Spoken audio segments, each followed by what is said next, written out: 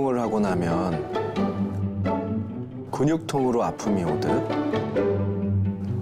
좌선도 숙련되기 전에는 아프고 불편합니다. 그렇다면 마음도 좋은 마음일지라도 처음 쓸 때는 변수의 아픔이 수반되지만 익숙해지면 쓰는 대로 예술이 됩니다. 반갑습니다. 역시 우리 스님께서 몸이 왜 이렇게 좋으신가 했더니 운동을 정말 열심히 하시잖아요. 이거 옷에 가려졌는데. 그래도 이렇게 드러나는 것들이 있어요. 역시 이 월화 스님도 첫 장면에서 운동하는 거 보셨죠? 몇 킬로인지 모르겠지만 굉장히 열심히 들고 계셨습니다.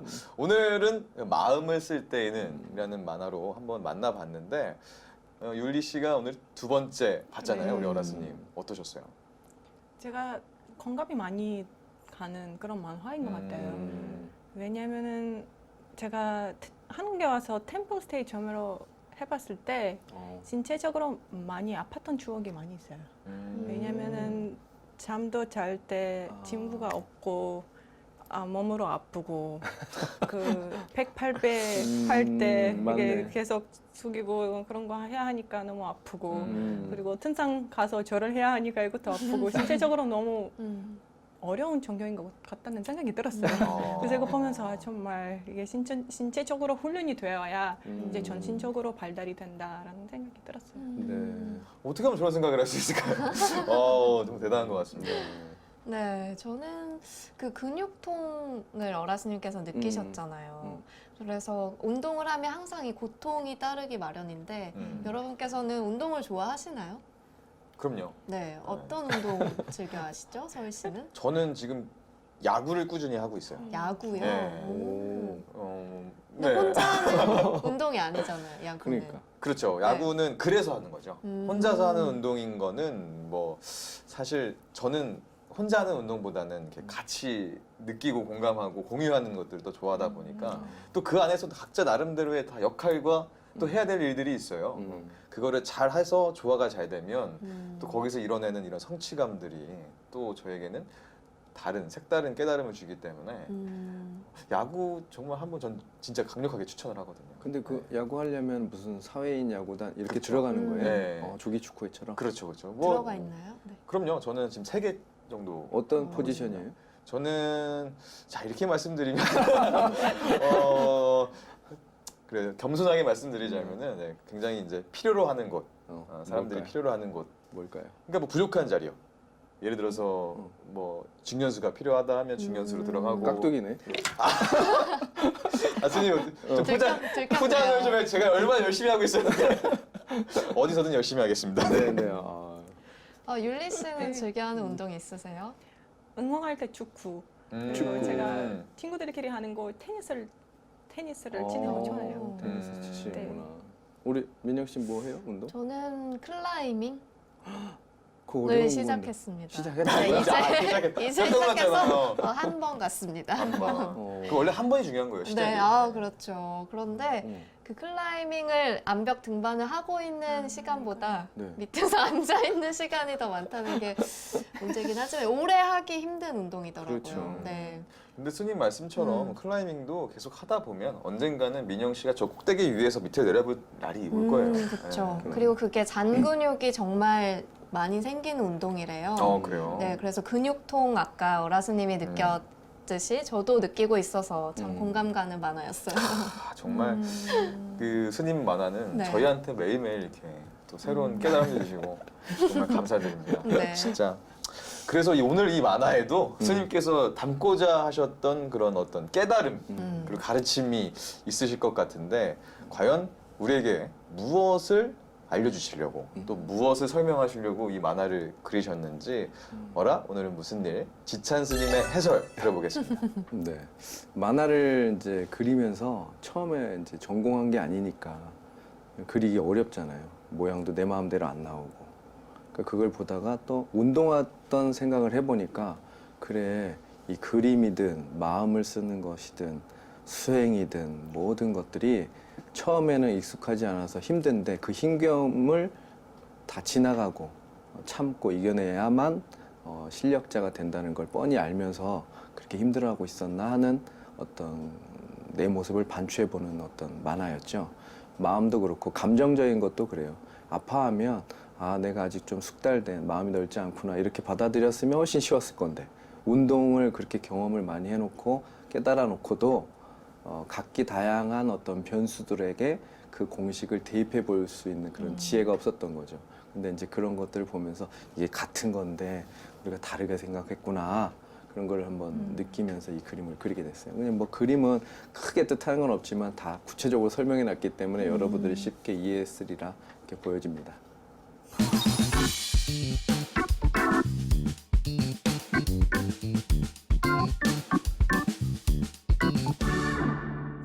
네, 어라스님을 찾아서 오늘 어라스님은 열심히 헬스장에서 운동을 하고 계셨습니다. 네. 그리고 막 붓과 한 몸이 되셔서 스케이트 타고 계셨는데 네, 또 그리고 오늘은 무슨 일을 통해서 지찬 스님의 해설까지도 들어봤습니다. 네, 이제 해설까지 들어봤으니까 저희의 다양한 궁금증들을 나눠보는 시간이죠. 그렇죠. 어떤 시간이죠? 통 크게 소통하자. 얼마든지 소통할 수 있으니까 또 이 만화를 보면서 생겼던 궁금증들 네. 뭐 충분히 저희가 스님께 한번 여쭤보도록 하겠습니다. 오늘은 저희가 또 율리 씨 질문부터 한번 들어볼까요? 오. 그럴까요? 뭐 깊은 질문이 없지만은 네. 제가 스님께서 말씀하셨던 것 중에 그 어려운 걸 하다가 포기할 마음이 생기잖아요. 네. 너무 힘들고 그리고 계속 극복해야 하는 그런 자세를 취해야 하는데 그럴 때 어떤 마음을 가져야 하고 그리고 그 어려움을 극복할 그런 힘을 어디서 얻는지 되게 궁금해요. 그러니까 뭐 선사들은 되게 쉽게 대답했을 것 같고 나 같은 이제 하근기자의 입장, 같은 동등한 입장으로 얘기하자면 불교 수행은 극복하는 게 아니라는 대답을 요즘 스님들이 많이 해요. 또 편안하게 놓아놔야 되는데 이기려고 하니까 더 힘들다. 그 왜 그러냐면 예전에 사람의 품성은 이겨내야만 그거를 넘을 수 있는 그런 가르침이 필요했던 시기예요. 근데 너무 이기려고 하고 사회가 복잡다단하고 힘들어지니까 거기에서 부딪히는 마음을 편안하게 해주기 위해서 그것마저 놔. 그게 이제 마음을 이겨내는 거야 라고 해서 표현하는데 사실 똑같은 표현인 거죠. 어떤 특별한 방식이 있지 않은 것 같아요. 제가 도시 출신이거든요. 근데 이제 출가를 해서 시골에 살 때 수행을 할 때 율리아 씨가 처음 템플스테이 한 것처럼 힘들었어요. 네. 무료하고. 네. 근데 이걸 어떻게 이겨내야 되나. 근데 제가 존경하는 스님이 있어서 찾아갔어요. 스님, 평생 그렇게 수행을 하시는데 어떻게 이렇게 잘 이겨냈습니까? 전 산에 가면 도시가 그립고 네. 도시에 있으면 다시 산이 그립고 그러니까 어떻게 이겨내셨어요? 그러니까 그냥 뭐 방법이 있어요. 그냥 시간이다 이렇게 해주더라고요. 근데 누가 들으면 참 바보 같고 그 뭐 천편일률적인 그런 대답 같고 그랬는데 그 스님의 그 소탈한 대답에 내 마음을 좀 흔들어줬어요. 다른 방법이 있는 게 아니라 무던히 하던 일을 늘 그냥 그날 해내면 되는 거였는데 내가 뭔가 특별한 걸 바라고 이기려고 했고 넘어서려고 해서 이렇게 됐구나. 그러지 말고 늘 하루하루를 잘 버티기만 해도 내가 원하는 공부를 이룰 수 있는 건데 이게 느끼게 됐고 율리아 씨가 이제 그런 바깥의 어떤 그런 관점으로 불교 수행을 바라보면 사실은 늘 이겨내야 되기 때문에 힘이 들어서 지칠 수밖에 없고 포기할 수밖에 없어요. 그럴 때 이제 큰 스님들이 아잔차 같은 큰 스님들은 그런 얘기를 했어요. 불교 수행은 세속의 방식으로 해서 쟁취할 수 있는 법이 아니다. 밖의 법은 늘 노력해야만 깨달아 어떤 재산과 그다음 명예와 어떤 지위를 얻을 수 있지만 네. 불교 수행은 그게 아니라 늘 놓아놓고 바라볼 때 얻을 수 있는 것이다 해서 노력하고 힘들어하는 사람한테 경종 울리는 법을 줬거든요. 그렇지만 또 불교 안에서 이런 게 있어요. 그 경전의 방식이 있고 탄트라의 방식이 있고 그다음에 대승 금강승의 방식이 있는데 그건 아까 말했던 반복이 되겠지만 이분법적인 마음을 내려놓고 마음을 직시했을 때 거기서 이길 수 있는 것이라서 이거는 상근기자에게 들어가는 거예요. 그래서 이기려고 하는 마음이 있으면 그걸 놓아버리기도 하고 또 극복하려는 마음으로 그 나의 한계치를 넘어가는 용맹정진도 필요한 타이밍이 있거든요. 그걸 지혜롭게 선택해야만 되는 것이지 특별한 방식이 있는 건 아니에요. 근데 아까 말씀하셨던 것처럼 마음을 넣어야 한다는 것은 제가 봤을 때 이거 그 논리적으로 마음을 넣었다 생각되지만은 감정을 억눌러야 하잖아요. 그게 감정 조절이 잘 안 될 때 그게 엇갈리잖아요. 그럴 때 어떻게 해야 하나요? 그게 억누르는 개념이 아니라 불교에서는 어떻게 하냐면 그런 마음이 올라가는 것들이 늘 변하는 것이고 또 내가 어떤 것 때문에 욕심 때문에 내가 이 마음이 괴로운 건지 그다음에 내가 이거 한계치를 넘어가기 위한 발전을 위한 괴로움인지를 잘 보라고 또 알려줘요.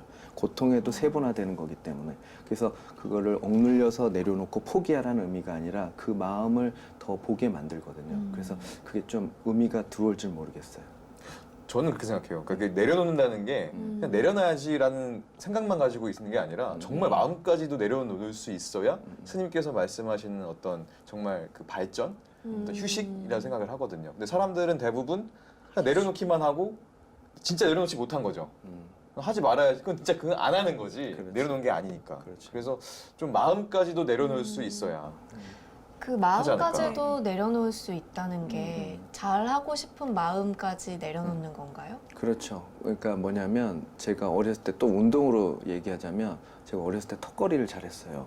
근데 체력장이 이제 만약에 내일 모레다 그러면 그 전날까지 열심히 턱걸이를 하는 게 아니라 그 선배가 알려줬는데 그 한 이틀 전까지만 열심히 하고 하루에 한 5개라도 꾸준히 하다가 체력장 앞두고 한 이틀만 쉬고 턱걸이를 해보래요.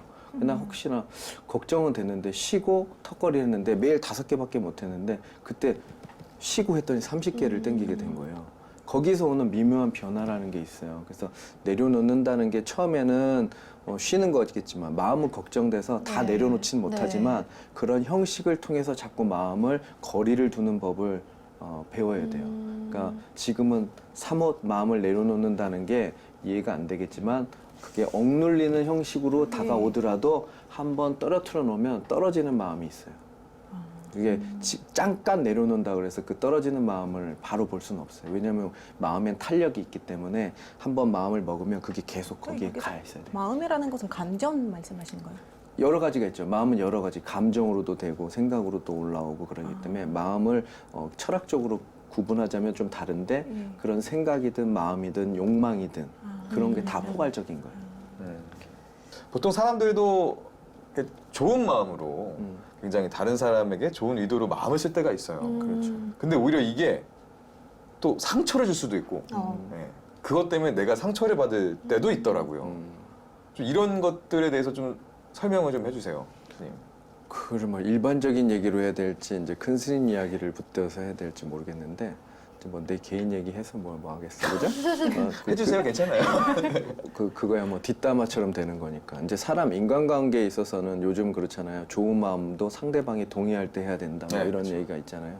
이제 그런 것도 있는데 불교 수행하는 사람의 입장에서는 좀 더 크게 볼 필요도 있어요. 물론 좋은 마음을 필요한 사람한테 필요에 따라 주는 것도 하나의 방식이고 또 내 마음을 공부하기 좀 더 깊은 수행을 하는 사람은 상대방으로 하여금 나를 어떤 말이 나오더라도 비난하는 요소로 만들어서 내 공부로 삼을 때도 있어요. 그러니까 상처라는 게 내가 마음 쓸 때마다 늘 예술로 쓴다 그래서 내가 상처를 안 받는 것도 아니고 상대방이 상처를 안 받는 것도 아니잖아요.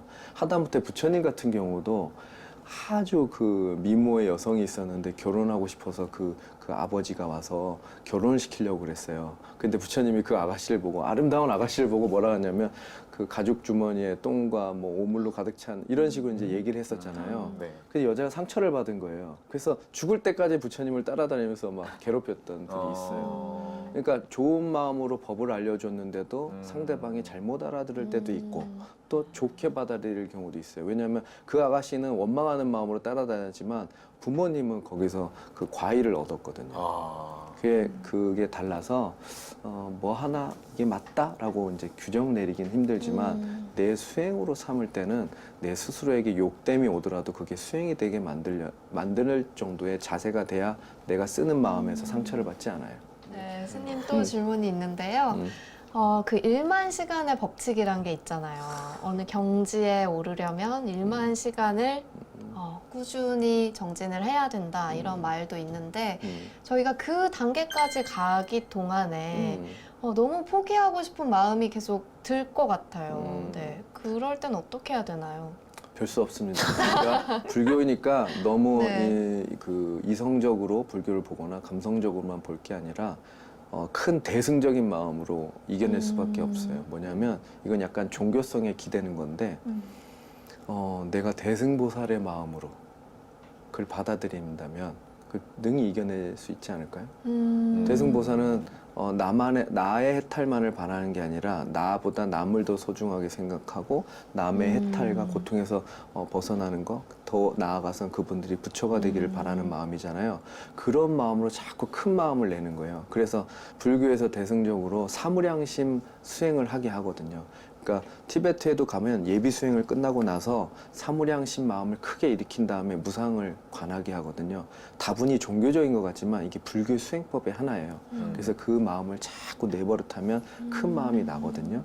그걸 우리가 이제 노력할 수밖에 없어요. 선생님, 제가 잘 이해가 안 되는 게 그 전문가의 길을 가기 위해서는 네. 그러니까 나에 대한 수련이 중요한 거잖아요. 네네. 근데 타인에 대한 자비까지 마음을 품으면 그게 더 잘 갈 수 있다는 말씀인가? 왜 그러냐면 네. 불교에서는 그 에고, 애착, 자아에 대한 그거를 타파하는 수행이잖아요. 그러니까 그 수행의 일환으로 남을 존중하고 남을 더 중시하는 수행을 하는 거예요. 근데 나에 대한 인식과 그 뭐 자존심이 강하거나 이런 사람들 쉽지 않기 때문에 어렵지만 티베트의 그런 수행 어떤 행법이 있는 거예요. 그러니까 나하고 남을 바꾸던가 나의 행복감을 저 사람한테 주고 저 사람의 괴로움을 나가 가져와. 근데 그게 겁나서 못하는 사람은 에고가 많고 자아에 대한 개념이 강하기 때문에 그렇거든요. 그렇기 때문에 1만 시간의 법칙을 하더라도 네. 그게 어려울 수 있어요. 그래 그런 사람들은 다양한 행법과 개념으로 그 사람들이 해탈할 수 있도록 도와줄 수밖에 없죠. 그래서 남을 위해서 마음을 쓰는 연습을 자꾸 하는 게 내 상처에서 넘어가는 데 도움이 돼요. 왜냐하면 내가 없는데 뭐 그렇죠? 남을 존중할 수밖에 없죠. 네, 이제 네. 이해가 됐습니다. 전자요. 네. 궁금해서 그러는데요. 그 아까 말씀하셨던 것처럼 종교적 영역에서 훈련이 잘 되어 있으시다고 하셨잖아요. 네네. 그러면 이제 잠선도 잘 하실 수 있고 뭐 다양한 면에서 잘 하실 수 있는데 그러면 사회에서 일상에서 그런 자세가 어떤 도움을 주시나요? 이게 그게 도움이 되나요? 그 티베트라든지 네팔 이런 데 가보면 굉장히 행복도가 높은 나라라고 세계적으로 약간 조사가 나오잖아요. 근데 그 사람들이 경제적 여건이 좋아서가 아니라 마음의 어떤 여유로움, 풍부함 때문인데 그게 왜 그러냐면 티베트 사람들이 누가 봐도 꾀지지하고 힘겨워 보이고 기도할 때 보면은 참 저걸 어떻게 할 수 있을까 하거든요. 근데 그 사람들 마음 속에는 몰라요. 밖에 사람들이 볼 때는 그게 최면이 아니냐 그럴 수 있는데 불교적 관점으로 봤을 때는 그 사람들이 환경을 바꿀 수 없으니까 내 마음의 환경을 바꾸는 거예요. 그래서 불교 부처님께서는 이 세계가 자기가 부처임에도 온 세계를 극락세계로 바꾸지 못했거든요. 인연이 있고 내가 약을 지어서 줬을 때 환자가 내 약을 먹고 스스로 나으려고 노력한 사람만 그 병이 낫는다고 했거든요. 그런 개념, 관점이 있기 때문에 뭐 종교인들이나 그 사람들도 다 완성이 되지 않았지만 그런 자세로 살기 때문에 이게 쉬워지는 것이지 어렵지 않다는 게 아니에요. 그러니까 승가 사회에도 사람 사는 데고 배고플 때도 있고 힘겨울 때도 있어요. 근데 그걸 녹여내는 건 어쩔 수 없이 내 마음을 다스리는 수밖에 없기 때문에 그거를 밖에 사람들도 대입해서 세상을 사는 게 좋지 내가 힘들다고 다른 사람 힘들게 할 수는 없는 거잖아요. 그 세계가 유기적으로 얽혀 있다는 생각으로 생각해서 내 마음을 비추어서 다양하게 약간 균등하게 내가 위치를 조정할 뿐이지 완벽한 답은 없어요. 대신 내 마음 안에서 그걸 어떻게 해석하느냐 그게 제일 중요한 것 같아요. 오늘 저희가 이 마음을 쓸 때는 이라는 제목의 카툰으로 진짜 허심탄회한 얘기들을 많이 한 것 같아요. 궁금한 얘기들. 자, 이쯤 되면 저희가 이제 결론을 좀 내봐야겠죠, 민혁 씨? 네. 이름하여 어라? 동아일야. 네. 네, 스님께서 카툰에 대한 마무리를 지어주실 시간입니다. 스님, 오늘의 한마디 어떻게 잡으셨나요? 지금 이 순간까지 못 정했는데요.